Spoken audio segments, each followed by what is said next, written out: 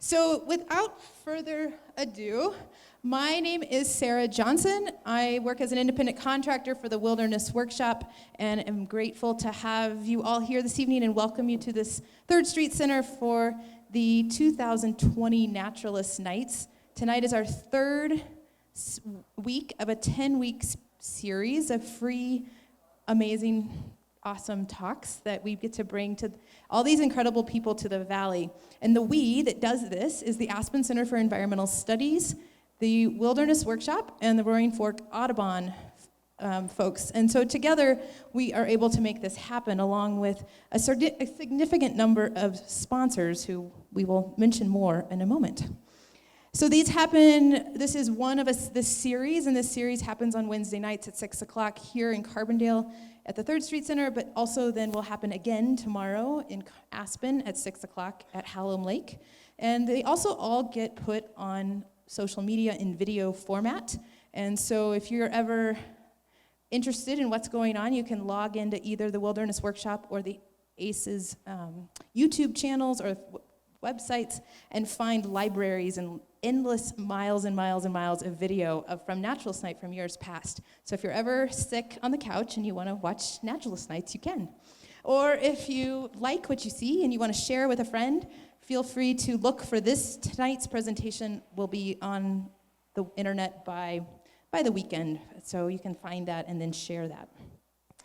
Before we get any further, this year I've been trying to make sure we're doing a land acknowledgement at the beginning of each of our evenings. So I want to respectfully acknowledge this place where we are today, in this Roaring Fork watershed near the confluence of the Crystal and Roaring Fork rivers. It is here that the Ute people stewarded this landscape throughout the generations. I think it's important that we remember where we are and who came before us. So I mentioned the sponsors. Tonight, our special shout out to our featured sponsor is to Craig Ward of Aspen Snowmass Sotheby's. Him and along with about 20 other sponsors. That slide should change at some point. Will show us all the sponsors. So if Craig is in the room, or if any of you happen to be sponsors who are in the room, I just a great big thank you. And all the cookies tonight are from Village Smithy. So I just like to give all of our sponsors a big round of applause to make this free for all of you.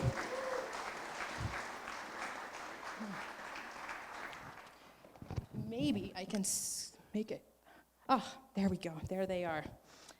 So, as I said, Grassroots films these things. We also, it's really helpful to us to have a list of who is here, so please make sure you sign in at the door. Even if you've come week after week, we still appreciate having that week after week. We also offer continuing education credit for educators, so if you are an educator or you know one, have them come and fill out the special clipboard that's back there, and we give certificates of hours, and they helps them with their teacher licenses or any other kind of licenses. So before I tell you more about tonight, next week we're going to have a redo from last year. You might remember that Liz Schnackerberg from the U.S. Forest Service was scheduled to come and talk about the fire from the Lake Christine fire from a hydrological perspective. And she couldn't come because the government shut down. So she's coming. She's coming next week, and her talk. So she's she's a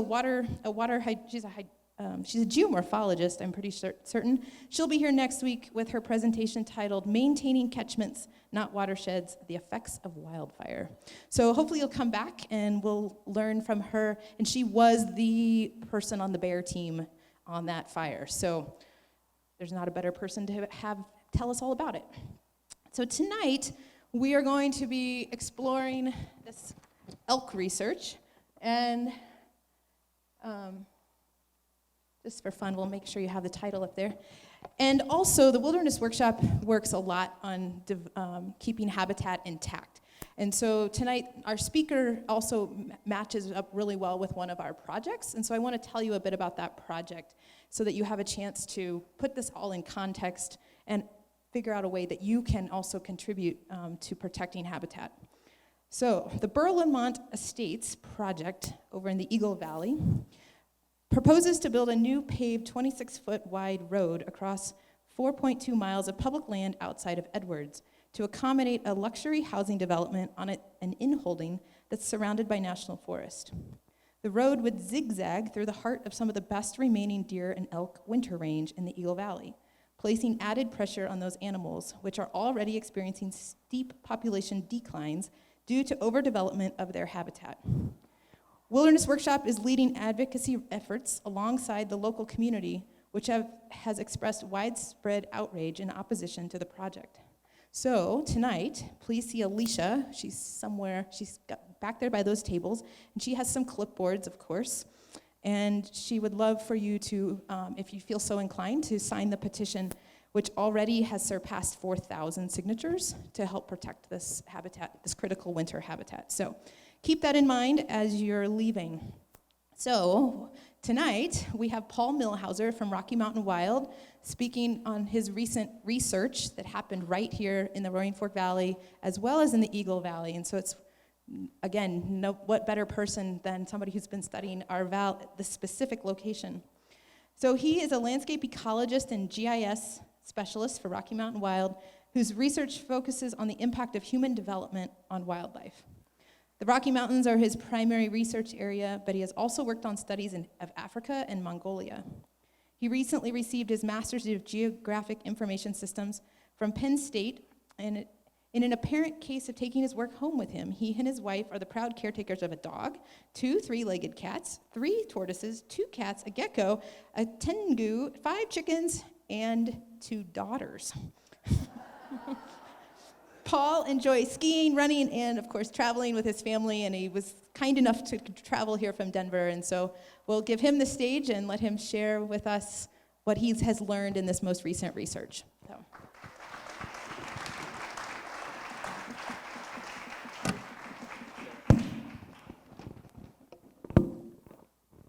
All right, well, thank you all for coming out tonight, and now that I hear that it's a free event, I know why the crowd's so big, so that keeps my ego from getting too big.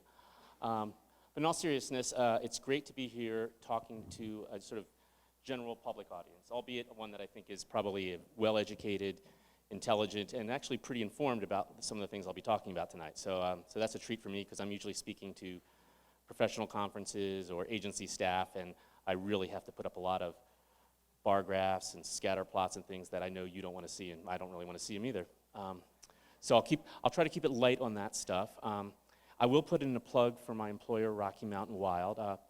We do a lot of work in this region, all throughout the Southern Rockies, focused on Colorado, and a lot of it is looking at oil and gas proposed leases on federal lands and seeing where they conflict with wildlife values or with endangered species habitat, and try to push back on that. And just as importantly, we provide the data that we come up with to other nonprofits, like Wilderness Workshop, for example, to help empower them to also push back against those things. So it's a great organization, and most recently, one of the things we've been working on is getting a wildlife crossing structure built over I-70 at Vail Pass. And some of you may have heard about that, and we've actually now got it to the stage where plans are being drawn up. We're working with a bunch of partners. It's not just us, but it's one of our big focuses right now. And in the back of the room, there's some citizen science projects that we do, some of them right here in White River National Forest, and we would love to have help, so take a look at those. All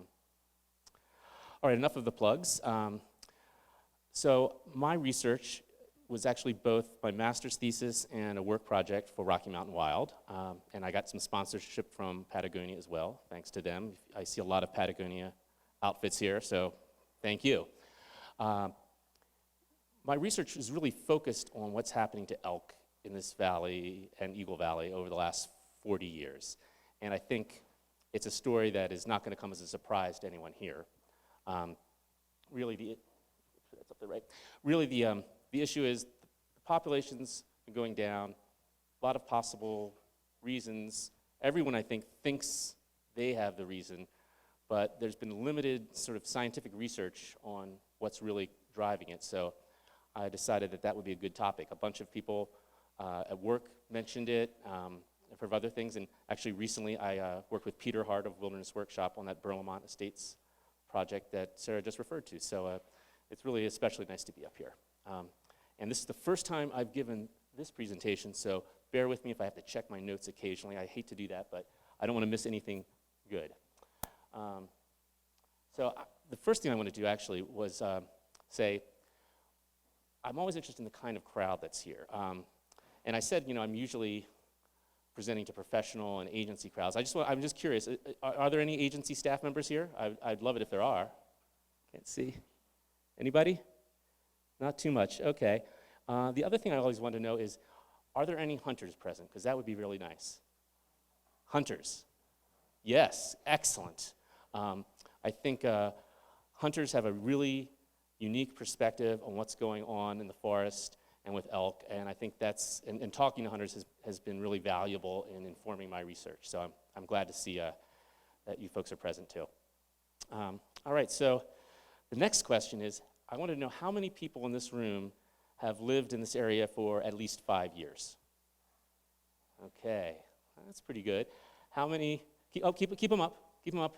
How many, keep them up if you've been here for 10 years or more. 20? 30? Yeah, okay. That's interesting. Now, how many of you, and I think it's going to be almost all of you, use White River National Forest for recreation, and that includes ski areas? Yeah. And how many of you think there are more people using them today than there were 20 years ago? Actually, is there anyone who doesn't think that? Because I really want to understand that. No. Well, that's about what I expected. So we've got a savvy crowd here. That's helpful. So it was suggested to me that I look into this. News stories like this were popping up, and so I decided to, actually look at what CPW, Colorado Parks and Wildlife, has in hard data on elk in this area. Talk to staff there at the Forest Service, and to a few hunters, and just other folks who work in conservation up here. And a few things were clear. The elk population really has dropped by about 50% in the last 20 years. And there hasn't been big increases in hunting or other obvious causes that we can say, that's what it was. So there really is something going on. And clearly, just a quick look at the data says there's been a lot of development going on in that time period. And the other thing I would say is it's really no one cause that everyone agrees on. It seems like most people anecdotally think it's got something to do with there being too many people. But exactly how you measure that and how that's working, no one had a great idea, and certainly there wasn't any analysis that had been done that would prove that scientifically. Because while I think we all might have an idea of what's happening, if you want to change policy at agencies, they want data. They really like science. And coincidentally, that's what I do for a living, so that works out really well. Let's see here. All right, well, why do elk matter anyway? Actually, that guy looks like he's kind of mad I'm even asking the question. Of course they matter.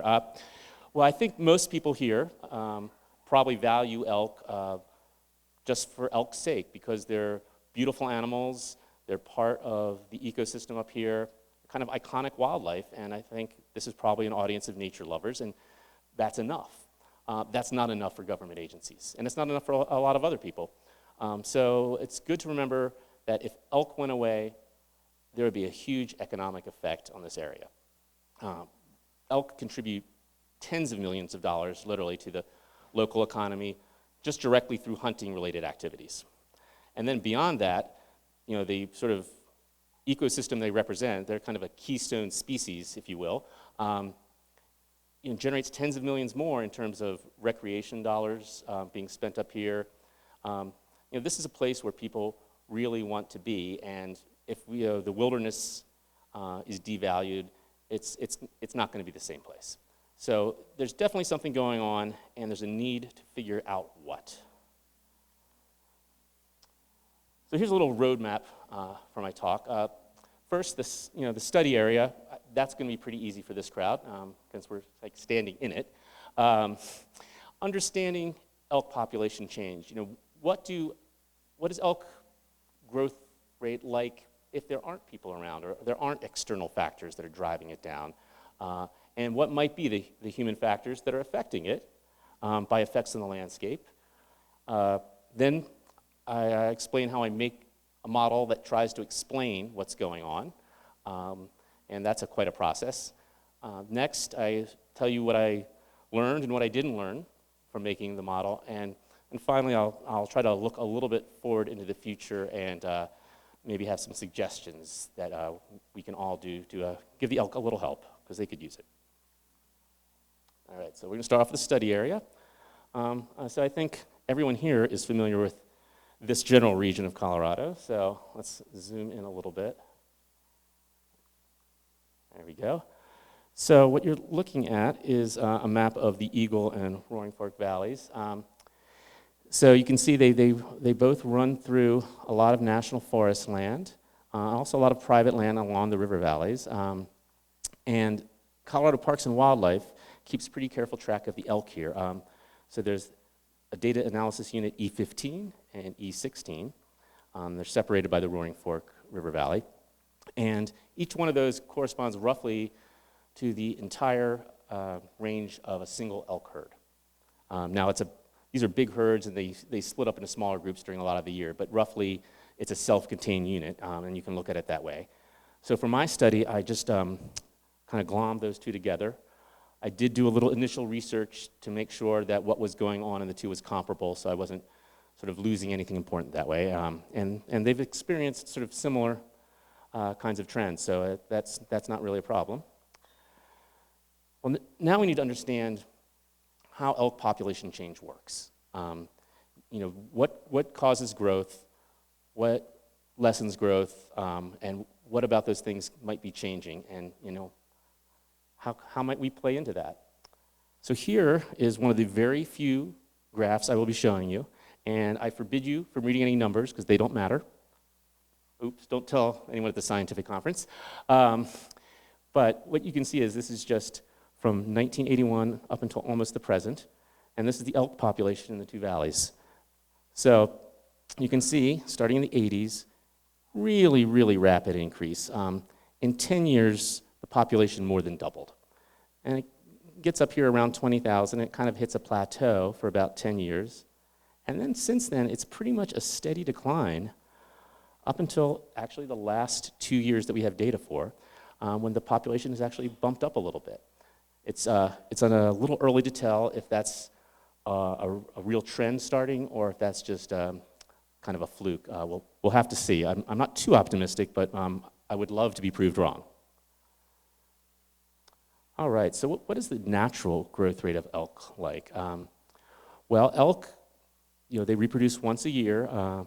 Every adult cow is capable of having a calf, usually just one calf, and they actually typically have a pretty good survival rate that first year, depending on what the weather's like and predation and things like that. But they do pretty well. So, an elk herd can grow 20% a year if there's not anything really constraining it.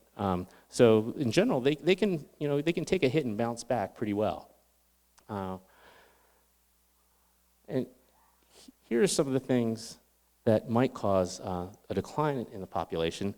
I don't think any of those are too surprising. Obviously, predation is one of the factors I thought about in this study, and the short version of that is there isn't great data on how that's changed over time, and there isn't anecdotally, and from what evidence there is, enough change in that to explain the kind of population decline we're looking at. I'm certainly not saying it might not have an effect. I'm just saying it's not big enough to really produce what we've been seeing. So unfortunately, I can't get as far into that as I'd like to. Disease, a similar story, but the data is a little better. Chronic wasting disease is a huge problem for elk in many areas. It hasn't been such a huge problem in these two valleys, and hopefully it stays that way. So again, I can't really analyze it very well, but I'm not too worried about that because I don't think it's driving it. Obviously, starvation is a huge issue for elk if there's a severe winter. That's maybe one of the factors I think that's most obvious to people. If you've been here during a hard winter, you'll see starving elk, and it's not very nice to see.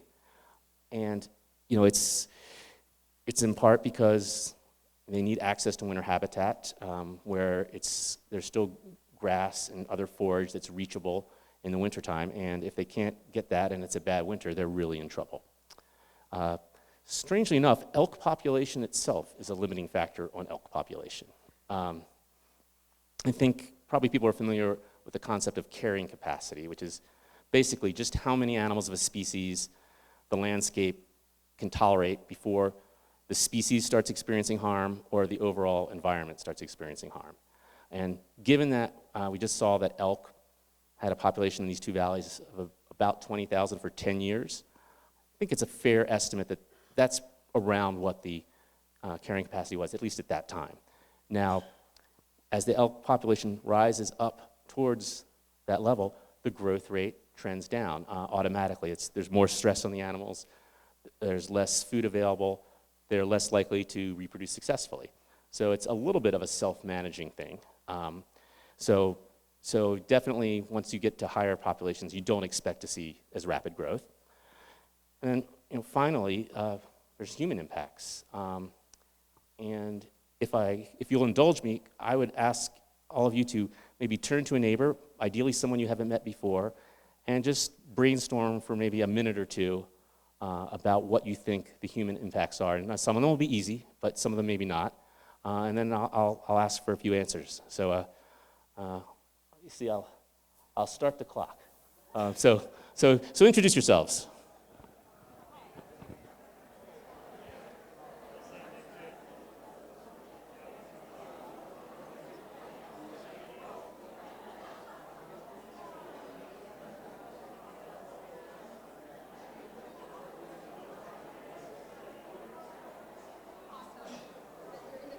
Oh, at the moment I am. Sorry.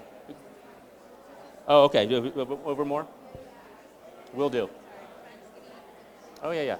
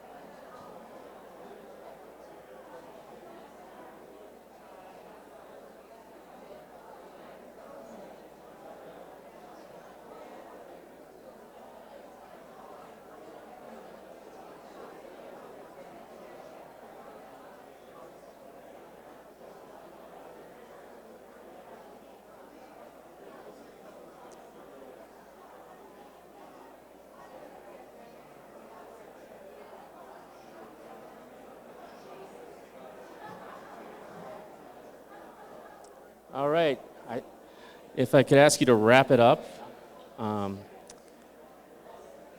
and see what you guys have come up with. Let's see. I can't see very well, so anyone raise their hand if they think they might have a good thought. All right, you, sir. For sure. Anyone else? Right there. Development of valley floors, yes. Good idea. Oh. Noise. I like that one. I'm sorry to say it, but mountain biking. No comment. Hey, close over. Great. Anyone else want to venture a guess? Just go for it. Just call them out. Hello. How about the change of the migratory paths? Oh, here we go. Very good. Elk fences. Elk fences on the highway shut off the migration path up to Cattle Creek. Right? All right. These are all interesting ideas. Any type of fragmentation, land fragmentation. Sure. Okay. Well, you guys are good. I'm going home. You guys have this figured out. Well, Susie adds dogs. huh? Yeah, that's. more on that later, actually, if I think to, and remind me at the end if I didn't. Well, here are the general categories that I came up with, and I think pretty much everything you folks mentioned can be squeezed into one of these categories, more or less. First, this didn't come up, but wildlife vehicle collisions certainly play some role. Not a big one, not one that changed too much over time, but it's a real effect. You also have to look at hunting, of course, because it's a pretty direct cause of death. And the good thing is we have really good data on hunting from CPW. We know how many elk are killed every year, and not just how many, what sexes of elk, what age status. That's really good information that really helps the analysis. Now, I don't want to get political about this with hunting, but actually I don't think hunting is the primary force. It just hasn't changed enough in terms of the volume to explain this kind of decline. That's not to say it can't be part of the picture, but there's no way that just the kind of ongoing hunting at levels that haven't changed that much is going to affect this big a change. So really my theory is it's two kinds of changes at work. One is disturbance from recreational activity, which I think several folks said some things relevant. You mentioned noise, for example, and mountain bikes. Those are just examples of the kind of human activity that goes on in the forest. And again, anecdotally, we think more than ever. Here's the problem. We don't know. I think we all believe it, and I think we're right, but the Forest Service keeps essentially no data on how many people use the forest, what parts of the forest they use, what kind of activity they're doing, because obviously the effect of a hiker versus an ATVer is going to be different, but that information isn't there, and that's a huge gap, and I'll talk more about that later, and it's one we need to fill, though, for sure. So given that we, either these things aren't driving it, or we don't have the kind of data we'd like, what else do we have to look at from human activity? And that's essentially landscape change, so habitat fragmentation, and also loss of landscape connectivity, which are kind of related concepts, and they both came up in terms of what's the effect of wildlife fencing, and what's the effect of development. And those are really, the things that I started to get interested in, because I can see these are both things that have changed a lot over recent decades, and so that starts to look like something that could be involved here. So let's go back to that delightful graph just for a minute, and what you'll see is this line is development, and it's basically the number of square feet of construction in existence throughout the whole study area. So it's a rough measure, but I think what you'll see is kind of interesting. Even during the 80s and into the 90s, when the elk population was growing and then stayed really high, development was really taking off too. It didn't seem to have any effect. And then the lines sort of cross here. It's just not clear what's going on. It's certainly not some one-to-one correspondence that we can say, aha, 5 points of development equals 100 elk fewer. It's not that kind of relationship, but that is suggestive that something might be going on. Now, there is some interesting things to look at here when we think about, well, why that sudden decrease and that ongoing downward trend? Well, around this time, the folks at CPW, I think probably pretty reasonably said, 20,000 is an awfully high population here. We're going to have a major starvation event if there's a really bad winter. No one wants that. Let's increase the hunting licenses a little bit and bring the population down just a bit, and we'll be in a better position. So that's what they did. And what they found was, well, the population responded much more rapidly than they thought it would. They weren't expecting anywhere near that fast a decline, so they backed off. So just it was maybe not even 5 years. They said, wait, we can't do this anymore. And for that first little period there, things kind of stabilized like you would expect. And I think they probably thought, oh, we're good now. Nope, kept going. And they didn't increase the hunting licenses, so hunting may have been involved up here, but it's not driving all of this. So I think we still need to factor in hunting, but we also need to look for more. All right, well, let's look at how humans might affect elk mortality. We talked about habitat fragmentation and loss of connectivity. This is meaning not just less habitat, but less accessible habitat of what's remaining. And so that really comes at you in a number of ways.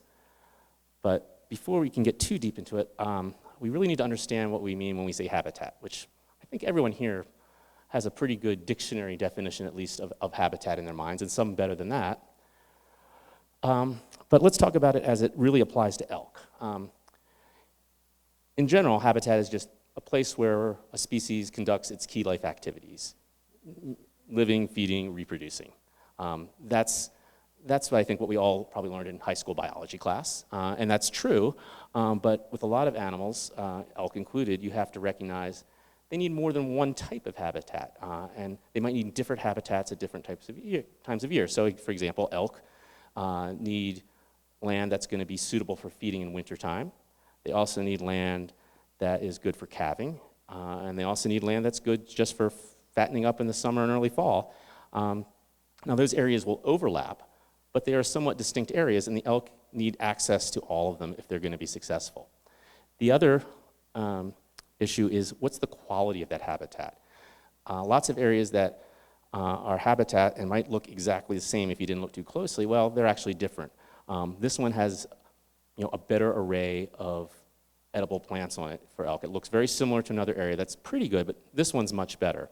And also, these patches of habitat differ in size. Even naturally, they differ in size. And bigger ones, all else being equal, are better. They can support more elk, and they have more resilience. And finally, what about connections between these habitats? And this is sort of getting at what some folks said here. As habitat patches get smaller, which is something that we're certainly causing, the connections between them become ever more important. You can compensate a little bit by improving those connections. Unfortunately, as we'll see, that's the things that cause fragmentation also tend to hurt connectivity. So we're in a little bit of a bind. So how does habitat fragmentation actually affect elk? What is sort of the cause and effect here? All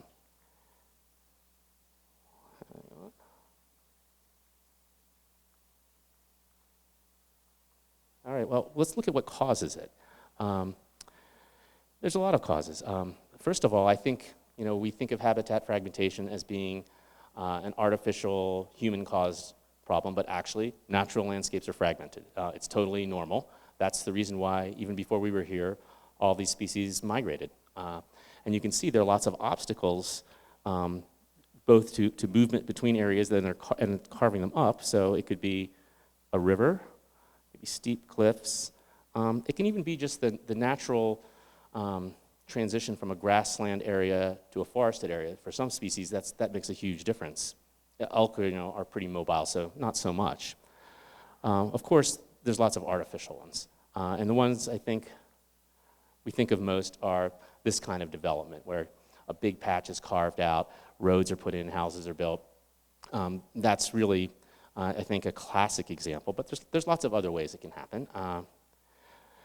Even agricultural activities and the fencing that's associated with them, or wildlife fencing, can have a really strong effect that way. And yes, I know that is a deer and not an elk. I couldn't find a good elk photo with a fence. I know somebody was going to trip me up on that in the questions later. I'm cutting you off. Now this is actually my favorite one. Roads. Okay, I mean, I think at some level we understand that roads carve up habitat and cause fragmentation, but hey, that elk's crossing the road. I'm pretty sure people here see elks along the roads all the time, even in towns. I mean, gosh, you look at Estes Park. They're overrun with elk. So I guess those elk are doing fine. Well, it's not so simple. Fragmentation, unless you've got a fence or I-70, it's not a black and white kind of situation. It's more of a continuum. So yeah, absolutely, an elk might cross this road if that's what it needs to do to get to the habitat it needs to access. but it's not enjoying it. It would really rather not. Studies have shown that elk in particular will avoid an area around a road or trail, sort of depending on how big and busy it is, minimum of 100 yards on either side of it, up to at least half a mile if it's a larger road. So it really does have an effect. It's not to say they won't go there, but they will try to avoid it. When they are there, they're in a bind because they have to expend the energy to move, but they're also not feeding as they're moving, as they normally would be. And also, they're under a lot of stress. They are hyper alert in these situations. Elk don't tend to run as much as deer do in these situations, but that doesn't mean they're not feeling it. A lot of studies have shown that their stress hormones in situations like this are through the roof. And that means they actually need more food because they're burning more energy. So it's really hitting them at both ends there. And so don't be fooled when you see them along the roads. It doesn't mean there's no effect. All right. Oh, wow, those colors came out differently. So here you have that map of the area I showed you before, and it's divided into seasonal habitat zones. And just to keep it simple, here along the valleys, that blue, the various shades of blue, are different kinds of winter habitat. And you can certainly see it tends to concentrate along those valleys because obviously they're lower elevation, better access to food in the wintertime. There are also some magenta areas that don't show up quite as well in this color scheme. And those are calving areas, so they're called production areas on the map, but that's the CPW term. And those are also, thought to be limiting factors. Those are the two things that an elk biologist would tell you tend to limit elk population. So let's look ahead, and this is what it looked like in 1990. I took all the roads and trails that were in existence then, and I made them white, and I assigned a thickness based on, thin line for a trail up to thick line for I-70, and sort of scaled it between. And you can see already it's pretty fragmented, especially it's really concentrated in that winter habitat in the river valleys. That's pretty striking to me. Obviously, this is imprecise art, but I think it gives you an idea of what's going on. And here's what it looked like in 2018. Just to kind of go back and forth a little bit just to show you. So you didn't see a lot of expansion into new areas. You saw existing areas getting dense. And I think that's because most of the land that was still available was actually already in the national forest where it's not likely to get developed. So people were just filling in everywhere they could. Now, so if we kind of go back and forth,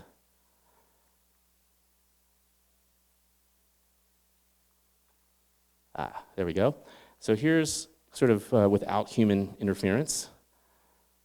And here's what it looks like today. You can really appreciate that the winter habitat and the production areas especially really took a big hit. And that's got to have an impact. That's making that critical habitat harder to access. So, but how do we measure that? It's great to have those visualizations, but I need something that gives me numbers so I can analyze it. It turns out our good friends at Zillow, in exchange for invading everyone's privacy a little bit, have built up an amazing database. Basically, they've digitized all of the records from every county land recorder's office in the entire country from 1810 up to today. And some really smart scientists at CU took that data and analyzed it, massaged it, worked magic on it, and they came up with a score of, they call the built-up intensity. And it's really just an arbitrary number based on how many square feet of development there are in every 250 meter by 250 meter square in the entire country. And that's nice. It's really geographically specific, and that means, as a result, I can know for sure, is this development that's occurring in the study area or not? So that's really helpful. It's done every 5 years. So that gives me a lot of insight and in a way that I can actually use to compare to other things. So here's my hypothesis after all this thinking and initial research.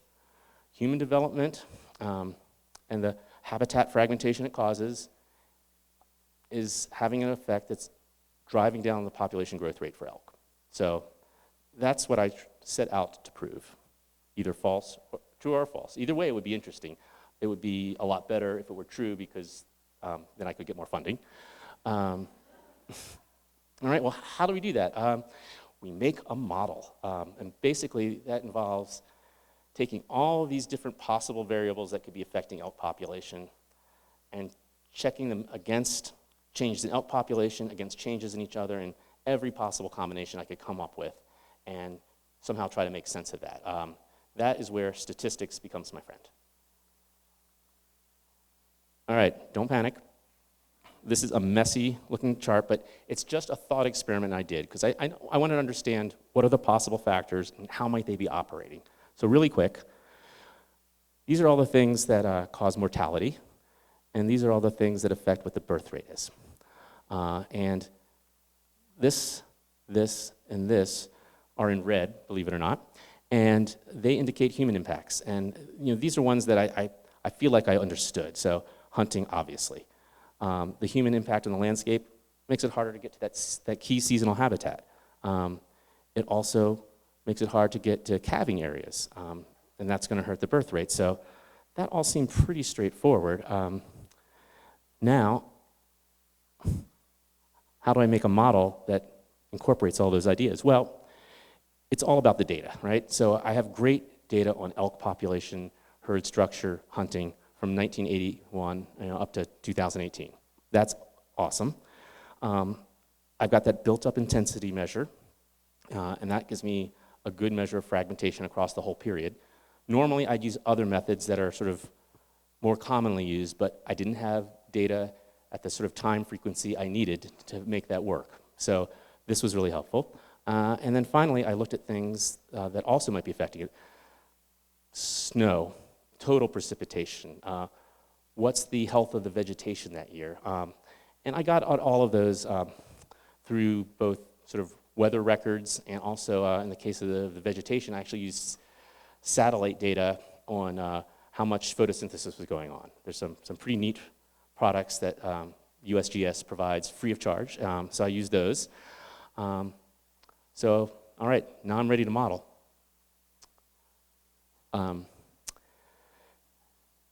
So the data was a little challenging, right? Some things are every year, some things are every 5 years, some things are only part of the period. So actually, what I really did more than extrapolate was interpolate. And again, wave my wand and use statistics to sort of make up for these problems. So now we're going to go into the statistics, fun, and exciting workshop.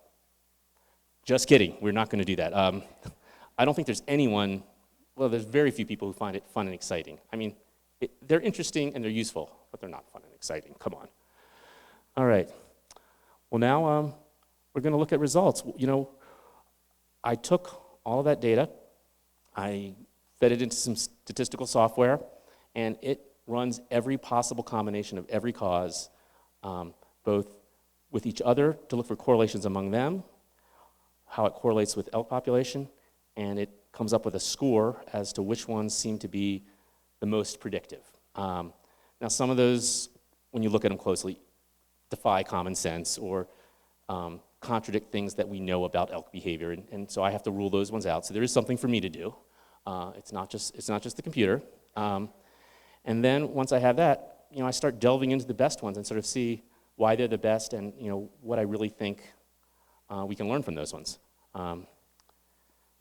So if you'll recall the hypothesis, let's see what happens. All right, so when I considered the whole time period for which I had data that I could do this with, 1981 to 2018 approximately, I got an interesting result. It was actually more interesting than I thought it would be, and that's not always how it works. All you needed to predict the following year's elk population growth was the current year's total elk population and the total development at that time. 2 factors. That's surprising. And even more surprising is this predicts about 70% of the variation in that population growth number, which, if you're thinking batting averages is really good. But in the case of something like a complex ecosystem study, it's still quite high. So that's encouraging. I felt like, okay, I'm definitely onto something here. And that's good news. So, ooh, and you really can't see this one. Well, hypothesis confirmed. Thank you and good night. No, unfortunately, no. What's really going on, though, it's great to know that these things predict that. That's interesting. But unless we know how they predict it and why they predict it, it's not of much use to wildlife managers and agency staff who are trying to figure out what to do to make conditions better for elk. It's a start, but it's really just a start. And you know, I have to think about what's going on in that remaining 30% too. I mean, I think we are all pretty confident that things like predation and hunting, wildlife vehicle collisions, weather didn't turn out to be a factor. Well, we know they all have an impact. I mean, that's obvious. So they could be in that 30% because they just don't show up in a way that statistics finds very easily. It's also possible that they don't affect the change in growth rate from year to year so much, except maybe weather. What they do is they sort of set the baseline of what the growth rate's going to be. And these other factors explain how it kind of bounces in between the bottom and the upper end of that range. So again, I kind of find myself asking more questions than I'm answering. And again, that means continued funding, so good. When I narrowed it down to 2001 to 2017, because it seemed like something changed around 2000 maybe, and also I had more data available that I could look at, more specific data, I got a different model. Now it's got some of the same things, right? It's got two of the same. The number of cows killed in hunting now starts to show up as an effect. I don't think that's surprising. What's surprising is it didn't show up earlier, but it's clearly part of the picture now. Now, summer habitat fragmentation. I now have the data that I can sort of distinguish how the fragmentation occurs in different kinds of habitat. That's surprising, because we talked earlier, it's winter habitat and calving area habitat that's critical to elk survival. So what's going on here? Well, I have a theory. I think that by 2000, the winter habitat was about as fragmented as it can be. Don't get me wrong, there's still some left that's in danger of being fragmented, and we need to protect that. It's critical. But at this point, the development started turning into areas that were traditionally summer habitat. And so when the elk already aren't getting the winter habitat they need, that summer habitat becomes more critical. Because if they can't feed well during the winter, they sure as heck had better bulk up during the summer and fall, or they're going to be out of luck. So that becomes a limiting factor. And then sort of finally, oh, and you can't see it very well, the number of hunting licenses issued comes as a factor. That's really interesting, because it's just the number issued. That is completely separate from how many elk of what age, what sex are killed in the hunt. It's just something about there being more hunters in the woods that year. Well, that's thought-provoking. I mean, I think we all appreciate that human presence, has an effect on wildlife, but this is starting to get at that. And this makes me really wish we had that recreation data, because if you think of, the number of hunters in the woods certainly varies, but it hasn't changed substantially over the years, as measured by the number of licenses issued. So what about more snowmobilers, more mountain bikers? These activities are going on year-round now. It's not just part of the year, and there's lots of people more than ever. So, this model covers about 80% of what's going on. So that's a substantial improvement, but we're still missing some key pieces that we'd really like to get a better idea of. So here's what my model looked like before I did this analysis. Now after, you can see other human impacts, recreation essentially, affecting access to seasonal habitat, basically because there's more people there, the elk don't want to be there. And similarly, it makes calving areas less accessible.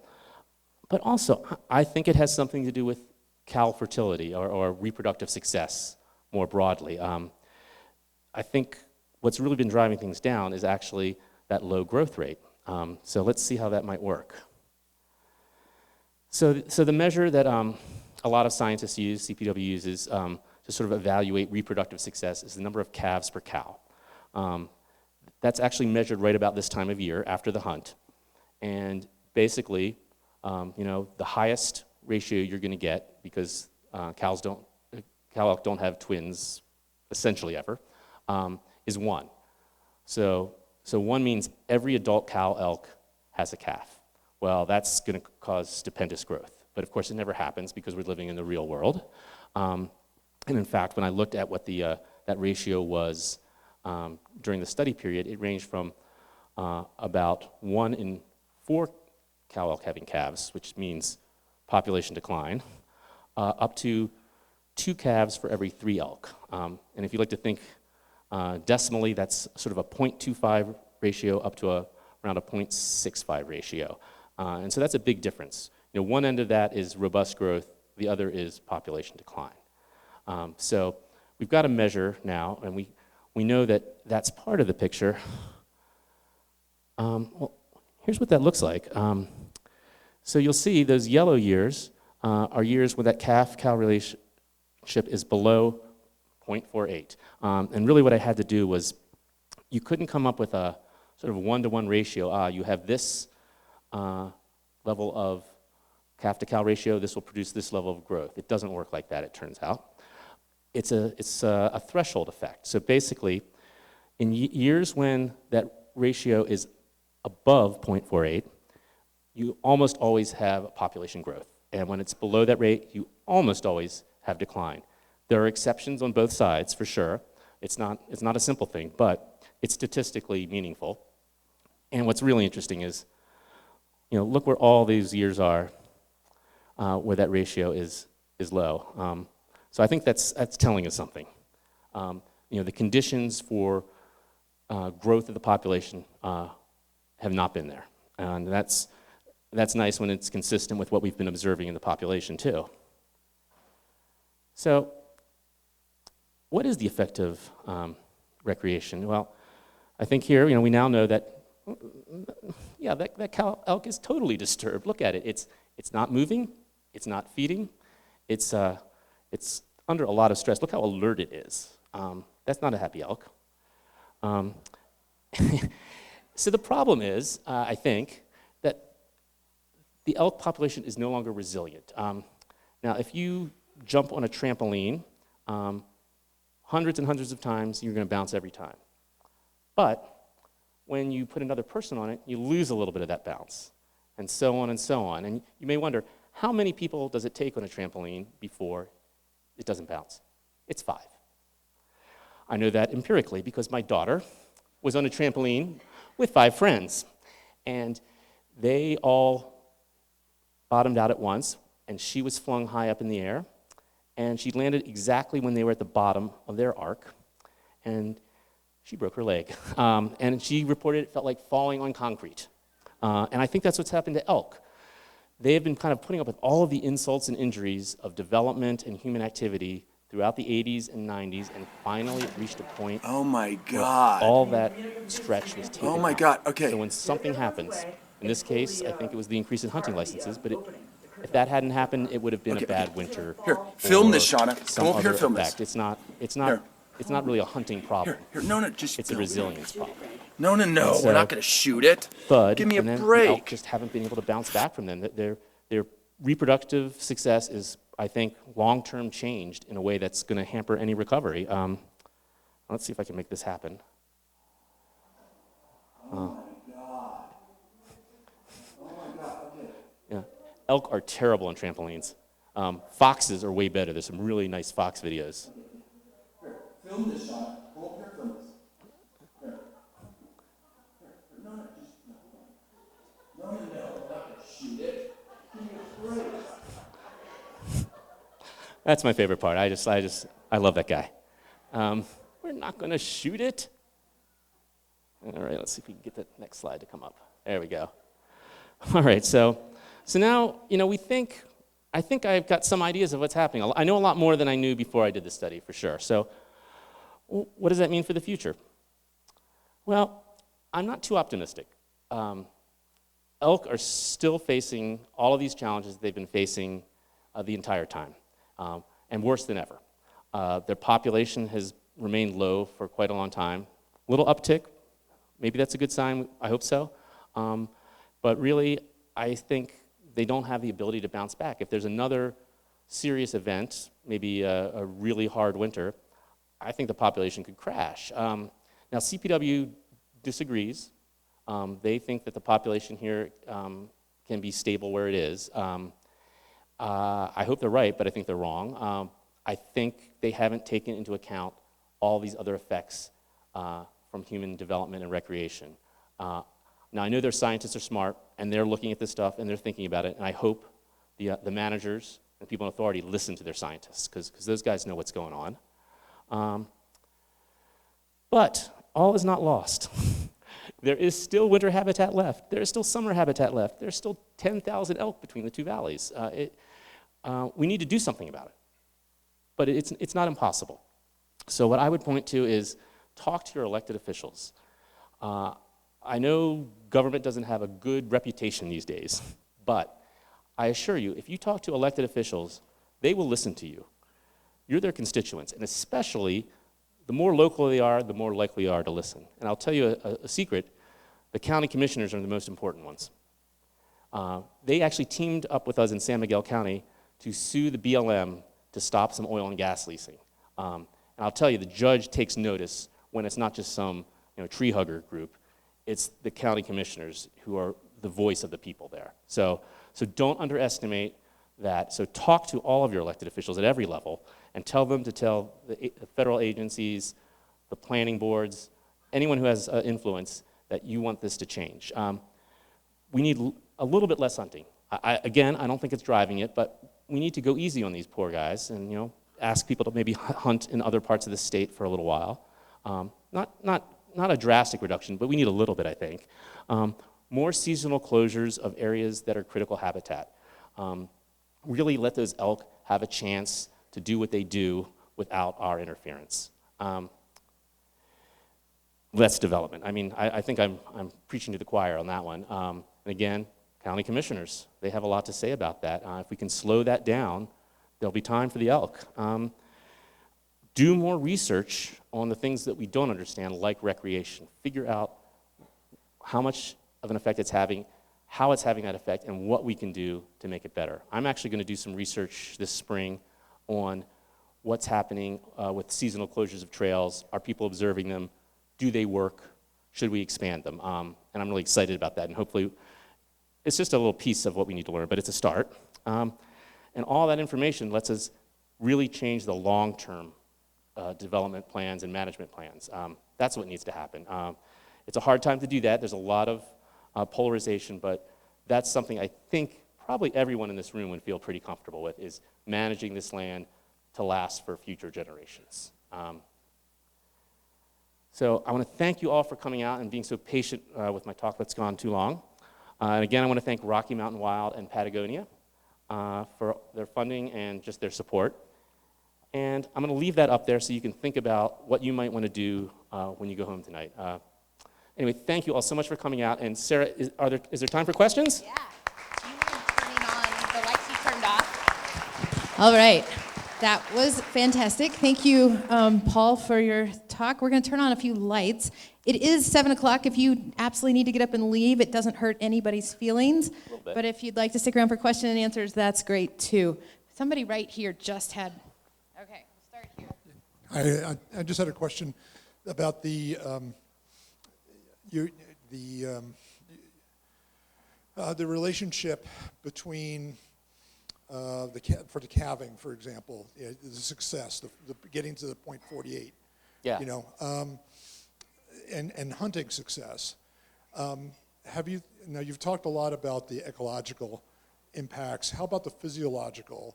Is there any research or any thoughts that maybe hunters are focusing more on the healthy males, and the impact of hunting healthy males is reducing success in reproduction?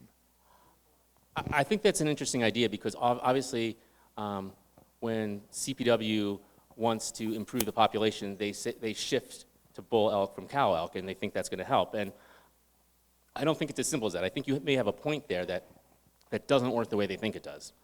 But I actually have done analysis that included looking at those things, and that doesn't really have a strong predictive ability. And that's in part because this is a very particular area. It's not a large study, so it might make a difference on a macro level, but on the level that we can see here, it's not showing up. But it's the kind of thing that's worth investigating, for sure. So I just want to I should have started this way. It's very important that we ask questions, and I'm going to cut you off if you start telling stories or having comments. So just putting that out there. I'm happy to listen to stories and comments afterwards. Okay, sorry, I actually wanted to clarify a little something. DPW routinely okay, well, it wasn't a question. I just wanted to clarify. They limit the numbers by the cow tags, not by the bull. Right. So. Yeah, that is the usual method. You're right. I'm going to try to go from side to side, from men to women. No, I actually appreciate that clarification. I tried to skim through your study before I came, but I God bless pretty you. much gave up on it. It was way over my head. It's almost over my head, so yeah, don't feel bad. When I did keep skimming, and I thought that you made a reference to the number of hunters in the wood being more relevant than the number of success in the hunt. Like yes. Just the presence of the person caused more impact. That's exactly right, and that's what leads me to think, there's a certain number of hunters. There are vastly more recreationalists, and what is the effect of all of them? And we unfortunately don't have the data to figure that out yet. I'm hoping that we're going to start getting more data. In the last year plus, there was a sizable chunk of ground that went from private ownership to public ownership by BLM. And it was subject to quite a lengthy public input process. And I work on a private nonprofit organization. And one of the recommendations that we made was the area has elk production and is subject to winter closure. But one of the recommendations we made was because of the production area in there that it should be closed to hunting. And CPW and the BLM, they're biologists, and I'm sure, okay. So the question was, by allowing hunting in there, and CPW obviously has a motivation for that, it'd be difficult for you to answer that, but it seemed counterintuitive to us to say we're managing for wildlife, managing for wildlife, but they allow hunting. Right. Does that make sense to you? I understand what you're saying. So I think the question boils down to is if you're opening production areas, calving areas to hunting, even if you're closing them, sometimes if you're like, is that really helping? Is that really make any sense? I think it does. I don't think it's cut and dried. Hunting season and calving season are opposite times of year. So having it closed then, even though you allow hunting at other times, definitely has value. It would be worth doing research if, because there's hunting there, elk will avoid it even during calving season. I'm not aware of that research being done. It might have been. But there is a supportable basis for what they're doing. It might be wrong, but it's not irrational, is what I'd say. Two things I'd like to know if you consider. Number one, the real high counts of elk. Was that the off thing and they're going back to norm? And the other thing is, have you considered how hunting has changed over this period of time? They're not out there with horses and they're carrying their guns around. They're on huge ATVs and zooming around. Excellent questions. And actually the second one, I'll take that one first because I was just discussing that at lunch today. I think hunters, as we at least used to think of them, they go out there, they spend a lot of the time on foot or on horseback. They work to get where they go. They spread out. Now I think we see, while some hunters still do it that way, a lot of hunters, they're here out of state for a short time. They get on their ATV. They ride to the best hunting area they can get to on their ATV. They concentrate there, and then they ride out. And that's a whole different range of effects possible. Probably worse effects, but definitely different. So yeah, I also did think about maybe those 10 years there of the really high population, actually that's the outlier. And I think the answer is it's not, because if the population could stay there for that long, clearly the land can support that kind of population. Now, that was probably a little high, but certainly a lot higher than the 10,000 between the two valleys it's at now. And sort of looking at the population records from earlier weren't conducted the same way, so you can't compare them analytically. But definitely there have been times in the past with higher populations. And obviously, if you go back to pre-human development, much higher. Good questions. So. Right here, we got a microphone. Oh, got one, okay. I just like to say that wolves eat elk. It's not a question. Yeah, that's a discussion for another time. Question or comment? Of all three of you, who's got a question? Mine's a little bit related to the last comment, and that is, who do we believe? Just in the same, in this week's local paper was an article about proponents for aspen forests, and they're in decline because there are too many elk. The wolf people say there's too many elk. We need to reintroduce these predators to the region. You're saying there's not enough elk or they're in decline. Who do we believe? Well, you believe me. That was really easy. I'm not going to touch on the wolf part of the equation because that's actually really complicated, and everything you hear about, like the results at Yellowstone, are oversimplified, and we can't talk about it in this short a time.